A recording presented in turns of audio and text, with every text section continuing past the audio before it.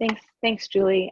Thanks for joining us. And Joshua, I'm so excited to chat with you about Morningside Heights. I really read it in like one sitting, and it was quite the emotional read.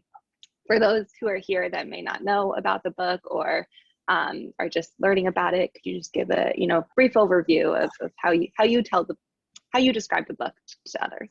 Sure. The novel really follows what's probably the main character, Pru Steiner, who grows up in an Orthodox Jewish home in Ohio and goes to Yale and then moves to New York after she graduates to do theater. And she ends up going to graduate school in literature at Columbia, and she falls in love with and marries her hotshot young Shakespeare professor, and her life takes a turn that she hadn't anticipated. She ends up kind of giving up her academic career and raising their daughter.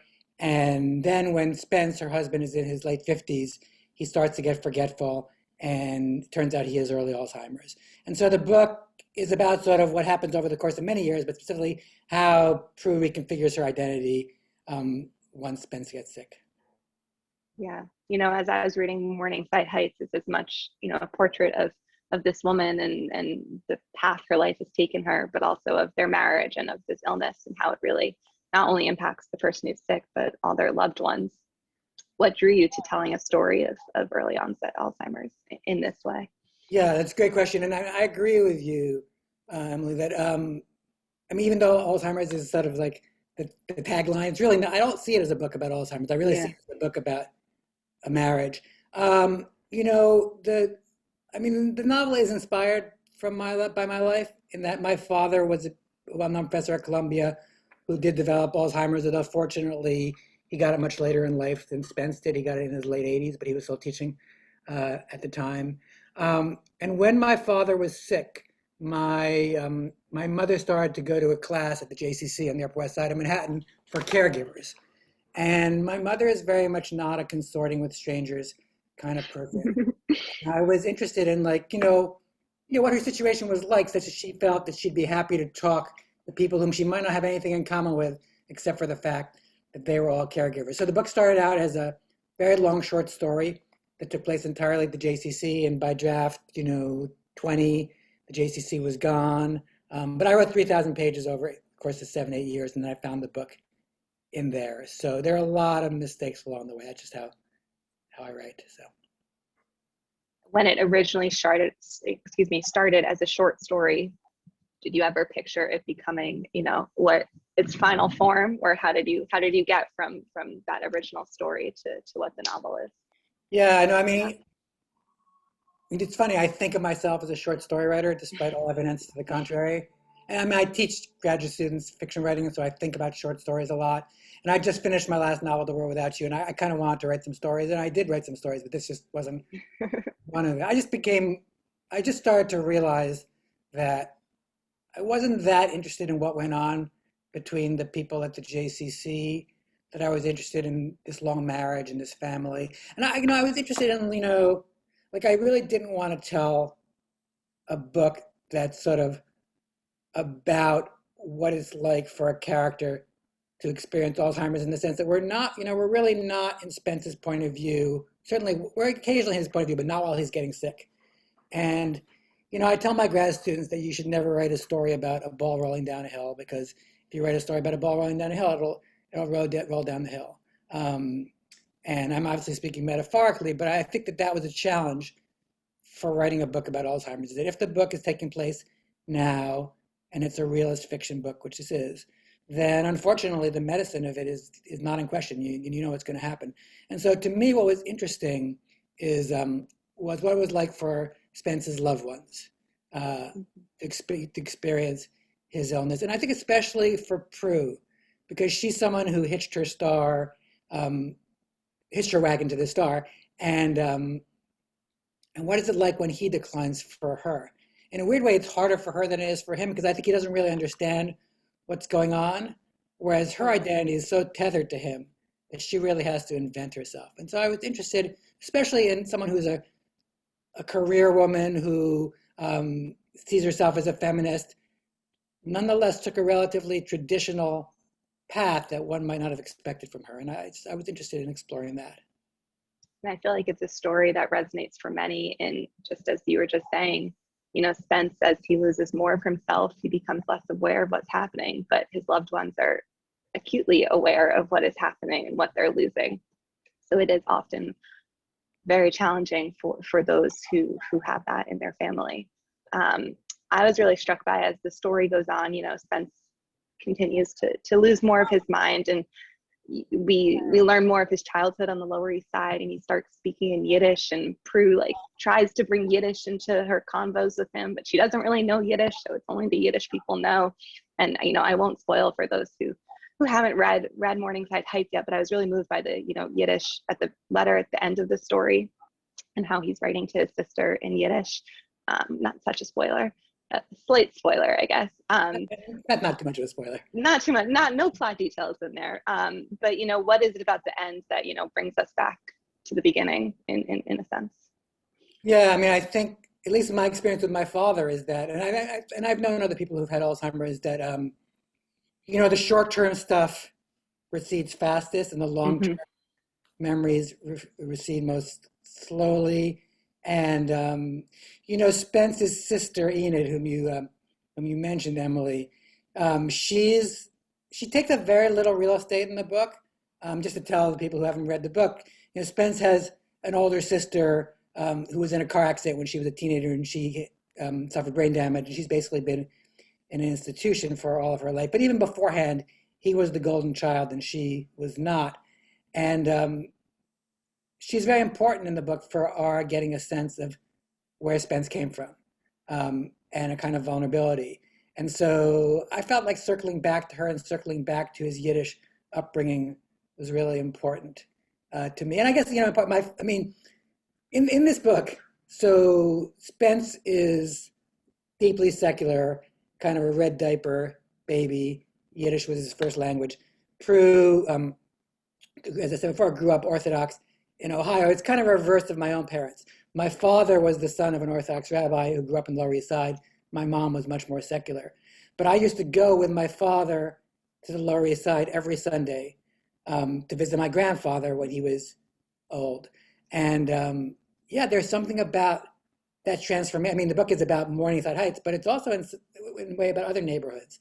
And the transformation of the Lower East Side from, you know, this sort of old Jewish Mecca to hipster bands has been interesting to me. And so coming back to that Yiddish of Spence's felt like a way to bring the book full circle in a way that I was compelled by. Sure, that actually brings me perfectly to my next question, because as you just said, you know, the title is obviously a neighborhood on the Upper West Side where Spence and Pru lived, and their story is so rooted in the place of New York, but it's also very like Jewish New York. You know, there's the Jewish Lower East Side, the Jewish Upper West Side. What does it mean to you to tell a New York story, but, you know, specifically a New York Jewish story? Yeah, I mean, I guess writing that kind of story comes natural to me just because I'm a New York Jew. Yeah. I mean, I grew up in Morningside Heights, and I lived there. I'm 57, so I was born in 1964. I grew up in Morningside Heights, lived there for 18 years. Then I lived in a series. I lived in Cambridge, Massachusetts. I lived in Berkeley, California. I lived in Ann Arbor, Michigan. And then I moved back to New York in 1999 with my then girlfriend, now wife. And we moved to Brooklyn, like so many writers and so many people. But that too is interesting. It's like, you know, Brooklyn is where everyone escaped from. And then, you know, my older relatives like, you moved to Brooklyn? And that's a lot of people's experience. But I also think that it was interesting. I thought the New York Times book review of the book captured something about the book's relationship to the city, even though I wasn't consciously thinking. I mean, you know, Flannery O'Connor once said that fiction writers have to have a certain measure of stupidity, and some of us come by naturally, others have to cultivate it. But I mean, I think that, you know, we're really proceeding intuitively. But I think that that Gene Karlitz's review did capture something that's important to the book, even if I wasn't aware of it in the writing of it.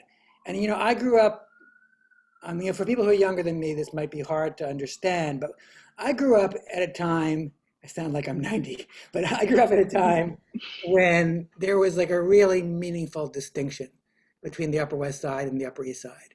I mean, there's still a distinction, but it's a much more nuanced distinction. And that's part of, has to do with gentrification of the Upper West Side and various things. But I was the son of an academic in Morningside Heights. I went to the Ramaz School, which is modern Orthodox Jewish day school on the Upper East Side, a very Upper East Side kind of school.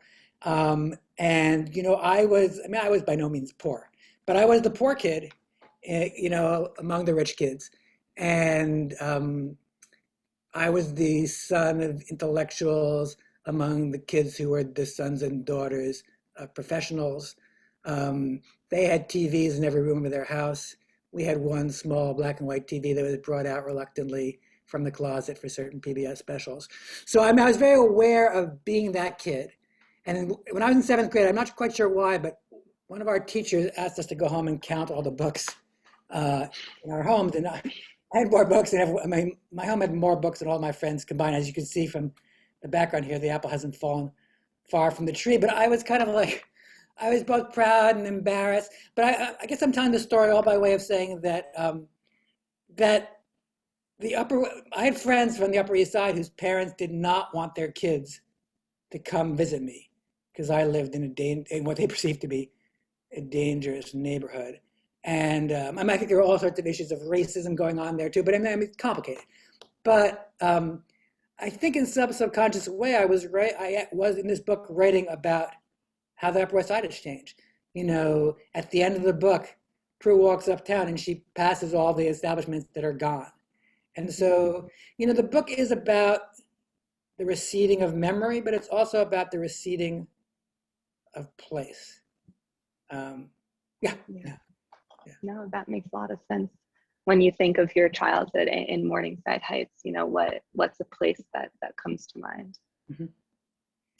Yeah, I mean, for sure. And I guess, you know, to me, the other interesting thing about Morningside Heights is that, you know, I think like, I grew up in New York City. I was gone for 16 years, 17 years, lived in various college towns and then came back to New York City. But in a weird way, Morningside Heights is both a big city, but it's also a college town. And so that Cambridge and Berkeley and Ann Arbor, obviously they're much smaller, but they're not as different from Morningside Heights as one might think. And of course, you know, Berkeley and Columbia have this long history in terms of the 60s and the counterculture. My earliest memory was when I was 4 years old and my mom took me up to the Greenhouse Nursery School and we were turned back at the gates by the political upheaval. It was my version of a snow day. And I think that might have been why I moved out to Berkeley after college, because I thought if Columbia was good, Berkeley was even better. But I think also living in a college town, like you get this warped sense. I mean, it's really hard to. So my father was a quite well-known professor, and even that sounds like an oxymoron, like a quite well-known professor. Like, what does that mean?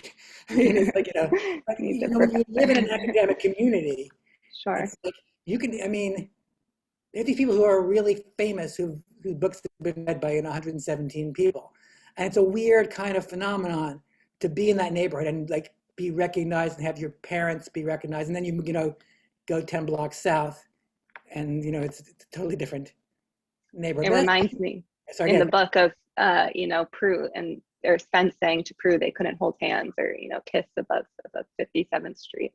Right. Right. It's like that feeling of being known in one community and then completely anonymous in most. Right. Which, you know, which is one of the great things of the many great things about New York. I mean, I live in Brooklyn now, but like, I live in Park Slope, but you know, you go to Williamsburg, and you know, you go one block, and you move from Hasidic, you know, Williamsburg to Latino Williamsburg, to Williamsburg. It's just that, you know, these kind of invisible dividing lines are so interesting, I think. How did you decide to, you know, title your novel The Name of the Neighborhood? Oh yeah, titles are so hard. Titles are hard. I wish Raymond Carver was still alive and he could give me some titles, because his titles are amazing. You know, Will You Please Be Quiet, Please, or What We Talk About Love.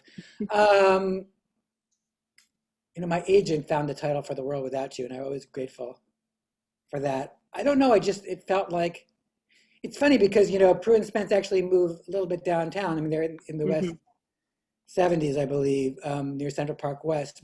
But, you know, Spence works at Columbia, Pru works at Barnard, she works in development.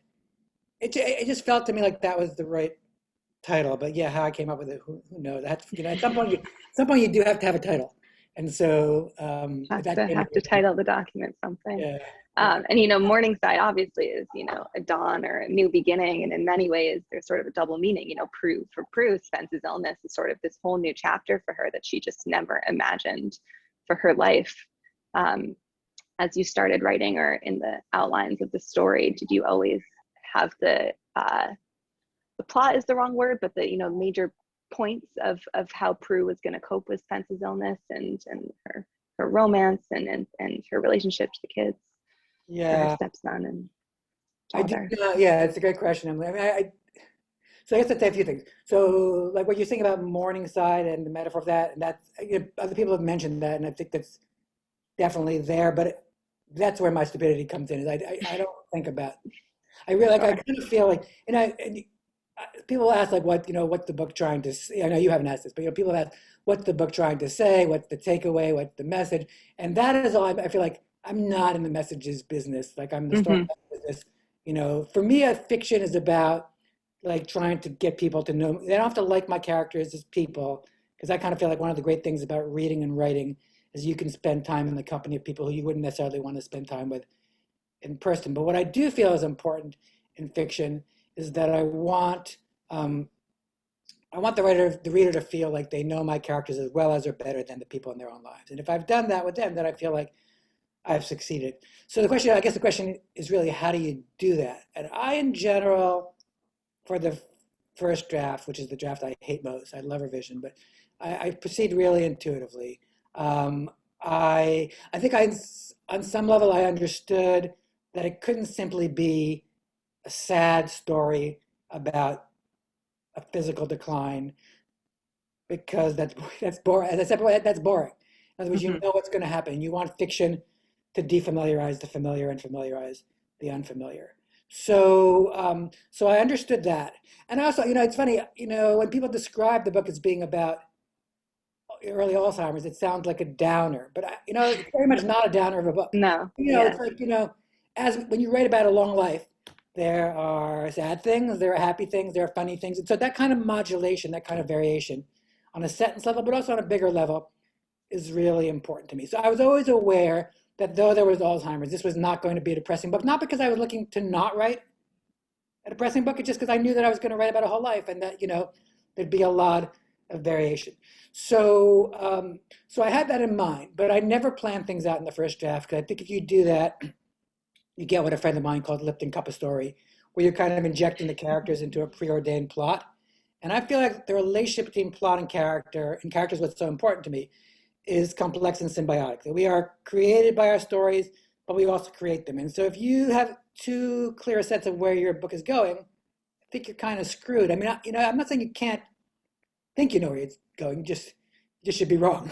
So, I mean, excuse me, E.L. Doctorow talks about writing a novel is like driving across the country at night. And you can drive on Highway 80 depending which way you're going, from the Bay Bridge to the GW, or the GW to the Bay Bridge. And you can only see as far as the headlights, those 100 feet in front of you. But if you keep driving, you'll get there. You'll probably take some detours and make some mistakes along the way, but you'll hopefully eventually get there. But I would say, just to answer more specifically, I would say so I'm going on a little too long, but Okay. um, a couple of things. So I think Arlo, who's a major character, for those of you who haven't read the book, so Spence had a previous disastrous and brief previous marriage before he met Pru, and they had a son, and that son, and he and his first wife split up when Arlo was 8 months old. And Arlo's mother is a hippie of sorts, and she wants to poop in all 50 states. So if she's going to poop in all 50 states, Arlo needs to poop in all 50 states as well. And so she basically takes them all around the country. And for a couple of years, when he's a teenager, Arlo moves in with Pru and Spence and his half-sister Sarah. And it's pretty much a disastrous couple of years for the family, because so Spence is very successful by traditional metrics. Arlo is ultimately successful, but he's not successful, at least as a child, by traditional metrics. He's dyslexic, and Spence kind of obtusely thinks that if only he can get Arlo to study for the SATs, all will be well in the world. But that's not what Arlo wants to do or is capable of doing. So they really butt heads. But it wasn't until probably 3 or 4 years into the writing of the book that Arlo even came into existence. And I said to myself at some point, maybe Spence had a son from a previous marriage. And I thought, nah. But I thought, try it. And once I tried it, I felt like the book really opened up. Because, even though Arlo is not the protagonist of the book, he's in some ways, I don't want to choose among my characters. They're all my children. But I guess I feel like he was particularly interesting to me because he's the one character who really defies expectations, where everyone else in the book kind of, in the broadest sense, does what's expected of them. Sure. And he's also really angry and needy, and I just thought that complexity was interesting. So I guess that's first one way of saying is that Arlo came in relatively late, and that was because I was willing to try things, to bark up along, a lot of wrong trees to get to the right tree. But I think Arlo, I would say there are two principal challenges that I face, and one had to do with Arlo because he disappears for years at a time, and I needed to find a structure for the book that allowed me to both capture his presence and his absence, and his looming presence even while he was absent. And at some point, Joan Silver asked me to blurb her book Improvement, and I have to keep meaning to thank Joan for this, and I don't even know what it was about that book, but there was something in that book that made me figure out the structure. So the structure was a huge thing. And then I think there was also an emotional hurdle that I had to overcome in writing the book. And that's, in large part because it's inspired by my father. And although Pru is not my mother in so many ways, there are some similarities between Pru and my mother. And at some point, I don't want to give away too much for those of you who haven't read it, but there's the possibility of a new romance between Pru and a character named Walter. But later in the book, this is while Spence is still alive. And an earlier draft, actually Walter, in the very first draft with the JCC, Walter was one of the JCC people. But I scrapped the JCC and kept Walter in a different way. But anyhow, in earlier drafts, I give my book to a few trusted readers, and nothing was really happening with Walter. And everyone was like, oh, he seems like a sweet guy, and he and Pru have a nice banter, but there's no tension there. Why aren't they getting together? And that question was a good one. And I realized why they weren't, is because my father died in 2010. So he's been dead for almost 11 years now. And my mother did not make the choice that Pru made. And she actually still remains extremely loyal to him and to his memory, well after his death. And I guess I was worried that my mother would not be happy. This is why you shouldn't write about your family. This is why I write fiction in general, because I can avoid writing about my family even when it seems like I am. So I guess I was worried that how my mother would feel about a character who in many but not all ways resembled her, taking up with another man while her husband was in serious decline, still alive. But my mother is both a reasonable person and a sophisticated fiction reader, and so I should have known better. And so I talked to her about it, and she was like, "Oh, that's fine, no problem. I have no problem with it." I was worried unnecessarily, but then I also think that what was interesting to me is that I feel like my whole dichotomy was wrong to start off with, because one thing that I learned from writing the book is that actually, Pru remains incredibly loyal to Spence, even after whatever happens with Walter happens. And if anything, I think that her involvement with Walter might make her even more loyal to Spence. So I feel like that dichotomy I was making between like loyalty to one spouse and betrayal was wrong. So I feel like I learned something about my family and about life from writing the book, which I guess is a good thing. If you spend a long time in a book, you might as well learn something. Yeah, I have two questions related to what you just said, but one, has your mom read it, and how did she feel about it? She has read it. She's read all my books, and She claims to really like the book, and I mean, in other words, she Claims. certainly doesn't feel. I mean, there's nothing about this book that seems to make her uncomfortable, which I feel like. Mhm. I mean, I think that is the appropriate respect. That is the reasonable response. But not every parent and not every child and not every sibling and not every human has the reasonable response. But I feel like my family in this way has been very, I mean, in all ways, but we're talking about this way, has been very supportive of my work. And so, yeah, it's really been, I think she's mostly, she's a mother, a Jewish mother. I mean, she's not a stereotypical Jewish mother, but she is a mother and she's a Jew. So she's proud. Even if she weren't Jewish, I'm sure she'd be proud. Yeah. And then, you talked about this briefly, but how do you separate your emotions about, or maybe not separate, or channel is maybe the right word, your emotions about your dad and his illness, and sort of what the end of his life was like with writing a good story and using those emotions in your writing? Like how do you handle that? Yeah. So, I always tell my grad students this, that, I think fiction has to be emotionally autobiographical. And what I mean by that is, you have to feel like that you're at risk in some ways and that you're writing about things that are hard, because if there's no feeling coming from the writer, the reader's not going to feel anything. I mean, there's not a guarantee that just because there's feeling from the writer, the reader will feel things, but there is a guarantee that if the writer doesn't feel, then the reader won't feel. So it's certainly necessary, if not sufficient. But it's interesting because my first novel, Swimming Across the Hudson, and this one, Morningside Heights, in the narrow sense, are much more autobiographical than the middle two, Matrimony and The World Without You. But I actually don't really feel that that's true, even though it is true. By which I mean, I feel like I'm always writing from the heart, and I always feel like I'm a fiction writer, so that I'm never really interested in fidelity to actual truth for truth's sake. I mean, there are writers who do struggle with that. First writing workshop I was in years, eons ago now, as a student, there was a woman in my class who wrote a story that was really transparently autobiographical about her breakup with her first boyfriend. But it was actually a much better story than that, sounds like. And, we also was working in the story, and then we all agreed that there was a particular scene that wasn't working. And when it's her turn to talk, she said, well, that scene that you thought wasn't working, well, it happened. And, the appropriate response to that is a kind, gentle version of, well, who cares? That, fiction is trying to get at a deeper truth. So there are writers who struggle with it. I've never had that problem of feeling like I've got to tell what actually happened. So even though I know that the first book and the fourth book are the most narrowly autobiographical, in some ways I always think that what's narrowly autobiographical is less interesting. That's just what happened to the writer. Whereas what's made up is more interesting, because that tells you what the writer is. I mean, if you care about the writer, I don't know why you should, but if you do, that tells you more about what the writer's fantasies are.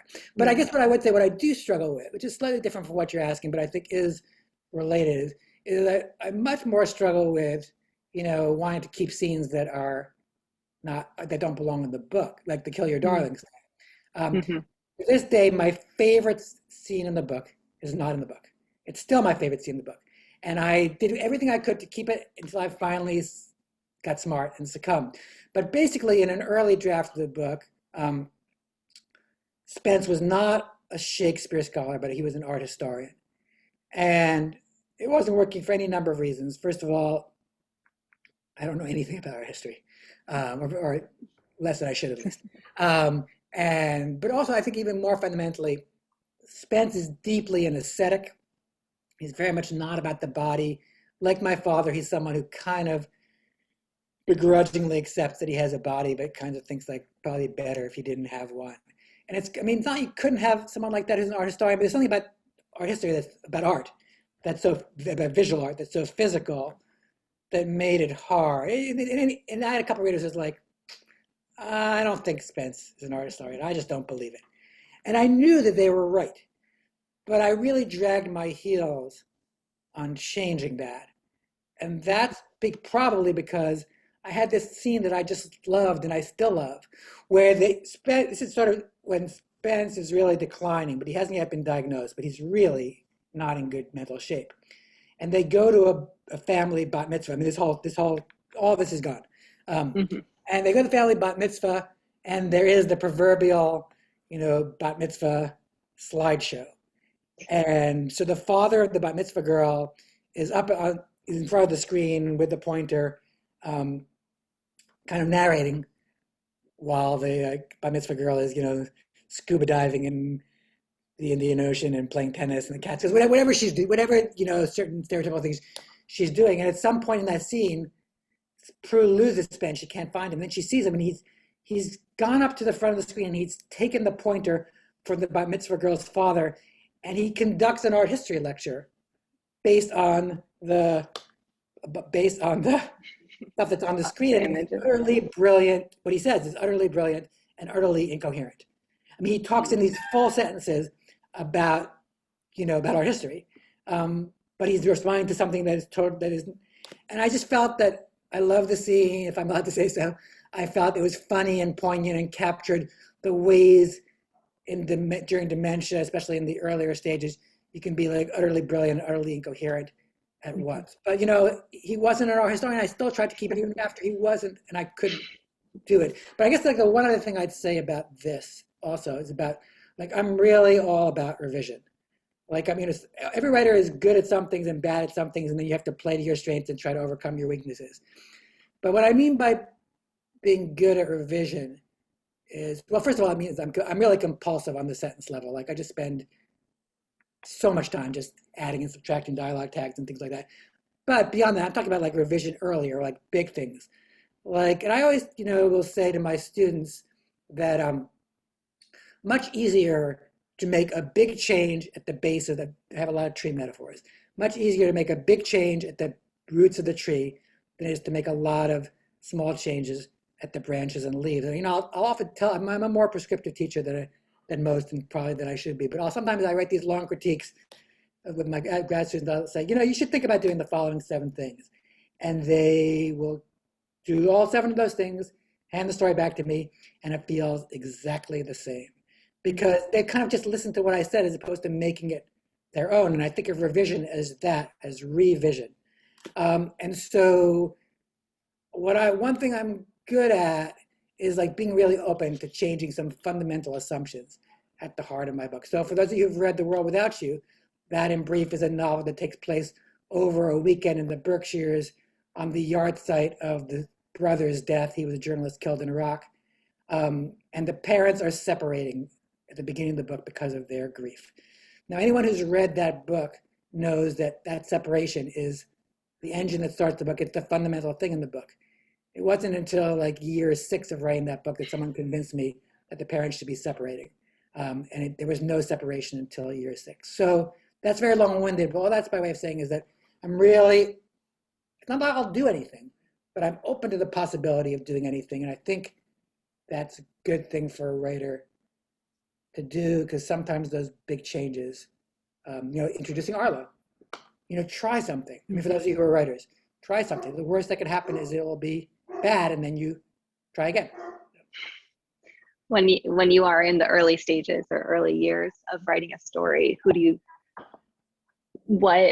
trust in giving you those types of feedbacks? As a teacher, it's easy for your students to trust you, but who are figures you turn to for that feedback that you need? It's not so easy for my students to trust me. I mean, they trust me retrospectively. I always look at them and say, 4 years after. I mean, they're very nice to me while they're in the program. But criticism is hard. It's hard for all of us. And a lot of times they'll write me 3 or 4 years after the program and be like, now I understand. I think that's true for all of us. So, when I was an MFA student myself, I went to the University of Michigan a long time ago. I'm sure I was insufferable and I couldn't write a paragraph without showing it to someone. But now I've really swung to the other end of the pendulum, and I really feel like it's important to make your own mistakes. I mean, I kind of feel it's a little bit like therapy, depending what kind of therapy you go for. But it's a little like a certain kind of therapy, where maybe a more traditional kind of therapy, where the therapist understands what the problem is, but there's no point in there telling you, because even if it's true, you kind of need to figure it. You need to go down that journey. And I think the same thing is true with reading fiction for these purposes, is that you can get advice too soon. Like, I could show someone the first 75 pages of a novel, and someone might be able to tell me what's, what's not working, but I'm not sure it's good for the book for me to find out too soon. So I do wait as long as I can. And I very rarely show something that's not a complete draft, and usually a fairly tight complete draft, even though a lot of it's going to still go. So I think there's no end run around that process. But then once I do that, I have a few trusted readers. I have one reader in particular who saved a couple of my books, and I mean, you have to find a balance. I mean, if you show it to just one person, even if it's your most trusted reader, it might not be the right book for them, but you don't want to show it to 20 people. I mean, I find that when, people, if you show a book or a story to enough people, you'll eventually get the response you want. And the key is not to get the response you want, but to get the response that the book wants. You don't want to hear. That's a different thing, yeah. So I'm not a glutton for punishment, but I do feel like I need to show it to people who are not afraid to say, this is not working. Just a few more questions before we open it up to the folks here. But this is my Jewish learning, so a few more Jewish questions, I guess, to this whole conversation. I guess could be Jewish questions. Do you feel as if this story is pretty Jewish, as you were just talking about your first book as well? Do you feel you gravitate towards Jewish stories in any sense or form? I mean, I guess a lot depends on what you mean by Jewish story. I mean, this book, well, of my 4 books, I'd say Matrimony, the second one, is the least Jewish in terms of like sort of number of Hebrew Yiddish words, number of mitzvahs. Not necessarily what makes a Jewish story. Yeah. But, was I any less Jewish during the writing of that book? No. So I kind of feel like, I mean, I do tend to write about places I know, and because I grew up in a home that was steeped in Jewish tradition, I frequently write about Jewish characters. But then I also write about non-Jewish characters, and I write about frum characters and secular characters. So it kind of I sort of resist the label. I'm certainly happy to have the label for the purposes of talking to Alma and for purposes of, traveling around the country to talk to JCCs. So I recognize that writers like me kind of like to have it both ways, but I'll own up to that and say I do like to have it both ways. In other words, I love talking to Jewish audiences, and but I also feel like my books are, should appeal universally to people who are serious readers of fiction. And then I think that's, it's a bigger discussion, but, these are, people of color and Jews and women, people who are not in the majority culture. And I mean, obviously, I don't want to equate those 3 categories because there are different ways in which different people are or not in the majority culture, and I do not want to be glib. But what I will say is, like, no one says to Updike, is your book about, how do you feel about being a waspy male New England writer? It's like, oh, you're a writer. Yeah. So I think when Jewish writers resist that, what they're resisting is the pigeonholing and, thinking like, well, in the same way, like you don't have to be Jewish to love Levy's, to use that old, bread commercial before your time. I think that, that's how writers like me feel about our book. We want as wide an audience as possible. But, certainly being Jewish is a very big part of my identity, so it's not surprising that I often write about characters who are engaged with Judaism in some way or another. Yeah. And I mean, you talking about labels very briefly, but how do you feel about, maybe being referred to as a Jewish writer? You just prefer the writer without the Jewish? Yeah, I mean. Yeah, depends on the audience. But yes, I mean, I don't bristle at being called a Jewish writer, but for the reason I said before, I find that adjective. Yeah, I mean, find that adjective not problematic, but I think it does say something about our culture. Yeah. That, like, the dominant, that there is no adjective before Updike, but there is an adjective before me, before Toni Morrison, before Diaz. I'm just trying to, before gay writers. I mean, so it's. So my objection is more like a broader political cultural objection. It's not me denying my Judaism. I mean, it'd be very hard to, and I have no desire to. A question of why do we call it out for for certain groups, and what are we assuming that the word writer carries? It's like just white Christian male. Right. Yeah, Absolutely. of course. Right. And I know you said earlier in our conversation, you're not someone who writes with messages or themes, but when a reader finishes Morningside Heights, how do you hope they feel? What do you hope they take away from their reading experience? Not necessarily a message from the book. Yeah, no, I mean, definitely no message, definitely no takeaway. It sounds like I'm avoiding your question, but I'm not. I'll get to it. But I'm reminded, Martin Amis wrote a book called The Information, which is sort of like a spoof of book tours. There's a writer at the center of it who kind of, through a fluke, his book becomes very famous, or he becomes very famous because of his book, and he's on a radio show, and the interviewer is not nearly as smart as you are, and clearly hasn't read his book. And so the interviewer says, "So, Bob," or whatever his name is, "Bob, what's your book about?" And he's like, "It's not about anything. It just is." He's like, "No, what's your book about?" And he says, "No, it just is all 200,000 words in it. If I could have written it in fewer, I would have." And I fundamentally agree about that. And I mean, Franzen once said that, the easier it is to summarize a book, the worse book it is. And I think that's probably true. And I think, the reason we don't want our kids, for those of us who have kids, to read the Cliff Notes is not simply because we don't want them cheating / getting caught by their teacher, but because we believe that, if the plot summary were a good substitute for the book, then you just read the plot summary. And so I guess my resistance to the question is that I believe that fiction is irreducible, and I kind of feel like every word is important. Mm-hmm. That said, I guess I can give you a vague and probably not very satisfactory answer, which is I want the reader to feel transported. I want them to feel like they know, as I said before, they know these characters as well as they're better than the people in their own lives. And I want them to have an emotional experience.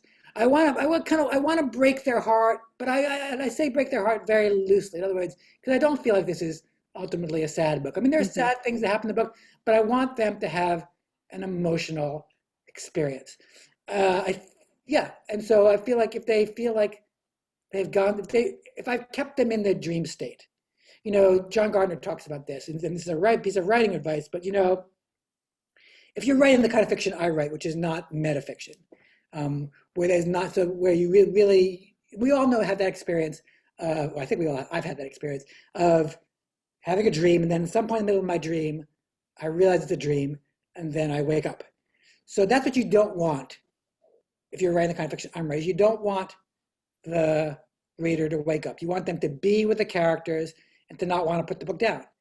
It's like I've had people tell me they read the book in 1 or 2 sittings, and I'm kind of ambivalent about that. I mean, I find that it's obviously a compliment, and it's kind of what I want, because that suggests that they were in the dream state.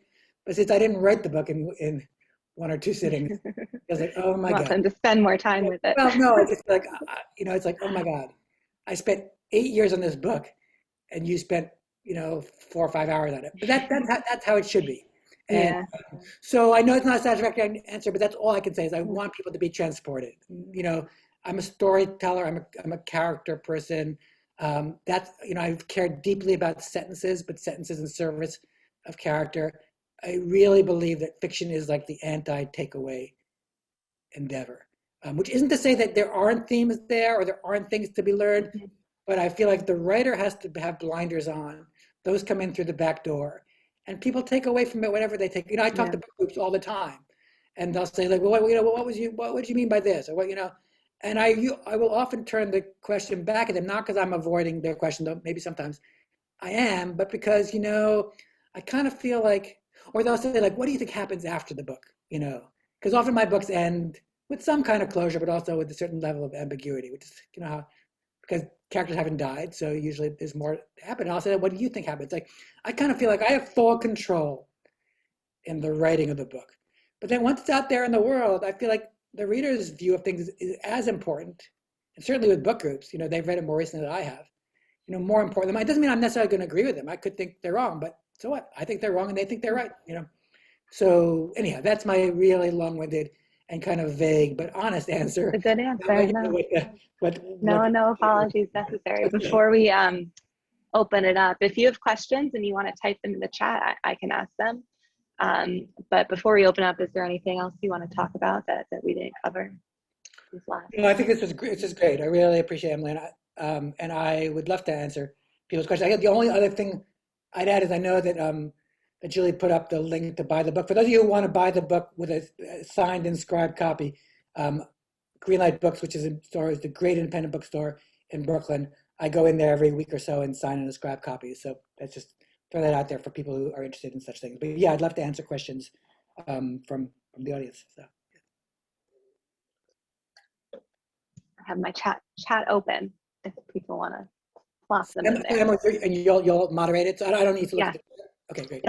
Don't worry about it. Yeah, I'm a really bad multitasker. I was saying to Julie before, multitasking is one of my skills, so I can read and talk at the same time. That's great. I wish I could. While we wait for anyone to ask questions, is there anything you're reading now that you're excited about? Yeah, is that the worst question? I'm sorry. No, it's a great. No, I know that question I love. The question I have trouble is like, what's your favorite? What are your favorite authors? Because then I feel like, oh my God, I always regret. Yeah, freeze up. I say that. So I'm reading Peter Ho Davies's new novel. It's called something. It's a weird title, A Lie Someone Told You About Yourself. It's a short novel. I think he's a great writer who doesn't get enough attention. It's kind of like Jenny Offel's Department of Speculation, but from a male point of view. It's a very short book, clearly autofiction, about fatherhood and about art, about writing. And I also recently finished a first novel called The Life of the Mind by Christine Smallwood. She has this just incredibly great voice. I always reread Elizabeth Strout because I think she's great. And there's so many writers whose work I love, but anyhow, so. Someone asks, what part did Pru's faith play in her journey in the book, and your mom's was the second half of the question. Pru's faith and my mom's faith? Yeah, and how do they compare? Yeah, so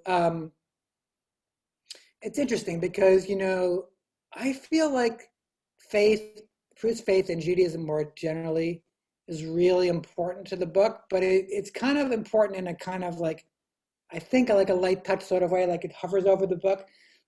It's not super explicit. And I think that so as I said before, Pru was raised in Ohio, but she really drops traditional Judaism after she meets Spence. The first thing they do is kosher their home, but at that home doesn't remain kosher for long.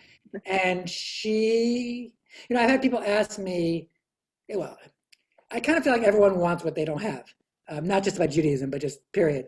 So, later in the book, Pru and Spence's daughter, Sarah says to Pru, I wish you'd sent me to Jewish day school. I don't know anything. You at least had a choice. And I understand that perspective. And then I have like a lot of friends from Ramaz who feel like, I can't believe my parents forced this down my throat for 13 years. So I think that Pru is someone, and there are a couple times in the book that Pru goes back to shul. She goes back to say Kaddish for her father earlier in the book. And then later in the book when Spence is sick, she goes back to say Misha Berach for Cholim. She says the blessing for the sick while Spence is sick. And I think that she is looking for solace in traditional Judaism, but can't and wants to find it, but can't quite find it because it's no longer her. And I think that's maybe true of a lot of people I know who either were never traditional but wish they had something to fall back on, or were once traditional and are no longer traditional, that they miss something, but they can't quite capture it. And so I think there's a kind of nostalgia and longing that she has for traditional Judaism, that she wishes she could get it back, but it's not her any longer. So I feel like there's a kind of poignancy there. In terms of my father was the one my father was born in Belarus in 1917, came over in 1923, lived on the Lower East Side. My grandfather was a very well-known Orthodox rabbi who lived in the US for 50 years and never learned to speak English. He just lived Yiddish. And my father went to YU, and he had a very, I mean, I've said this elsewhere, but he had an interesting relationship. He basically remained Orthodox till the day he died, but he was a temperamentally, and then I think culturally also, he was a non-assertion of one's identity sort of Orthodox. So he didn't wear a kippah on the street. Well, there are a few stories about it, but I'll try to keep this relatively short. After World War II, he, all right, I don't know how short it'll be, but he went to Yeshiva University on a lark because his roommate was applying. He applied to Harvard Law School, and he got in and went, and that changed, although it didn't change also a lot of things. But, he put his way through Harvard Law School by teaching Hebrew school many hours a week. He kept Shabbat and Yom Tov. And so, I went to Harvard as an undergraduate many years later. And this gives you a sense of sort of like how Jewish assertion has changed over the years, and identity politics have changed. When I was at Harvard, Shavuot, graduation one year was scheduled for Shavuot, and led by Alan Dershowitz, among others, big protest. How could you possibly have graduation on Shavuot? The frum people will not be able to go, even if you're not frum. People want to celebrate Shavuot. My father was horrified when I told him this.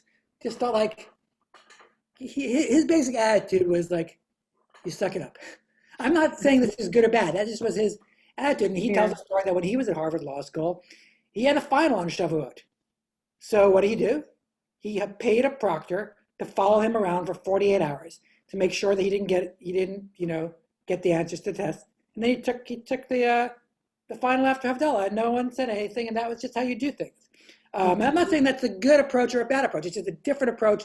And so he liked to quote Moses Mendelssohn, the father of Reform Judaism, who said a Jew at home, a human being on the streets. And that was what he was like. He was a Reform Orthodox Jew. So when he was clerking on the Supreme Court for Justice Frankfurter, after he came back from World War II, he used to have to be at the Supreme Court, pretty late Friday. He didn't travel on Shabbat. I think his apartment was in Georgetown.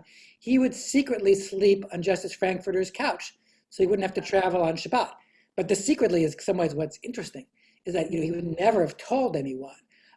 When he taught at Columbia Law School for almost 50 years. When he was saying Kaddish for his father, he convened a mincha minyan, an afternoon services minyan, at his office for those people who wanted to help make a minyan. He had some from students or other students who wanted to help make a minyan, but it certainly wasn't announced publicly, and I think most of his students didn't know he was observant, and many of his colleagues didn't. There's the Hebrew phrase, hamevin yavin, he or they who know will know, and that's what he was like. So, in other words, the Jewish stuff in the book really comes more from my father than my mother, even though it's Pru who was the observant one. And then my father, unlike Pru, actually stayed observant throughout his life, whereas Pru gives it up. So it's a lot of stuff that's borrowed from my life, but then it's sort of tilted in a particular direction that makes things, come out different. Just mindful of time. We have one comment. Virginia says she loves that you use the term red diaper baby. She's 92, and when she says it, people don't know what it means. And so there's a comment. Yeah. And then Audrey asks, what was it about the topic of this book that took 8 years to write? What was about the topic of the book that took 8 years to write? Or is it just how you write? No, it's a great question. And I ask myself that all the time. Why did it take me so long? So so funny. I'm so much in the storytelling non-theme mode that as soon as I hear the word topic, it's like, wait, there's no topic to this book. I'm going to ignore the word topic. So I think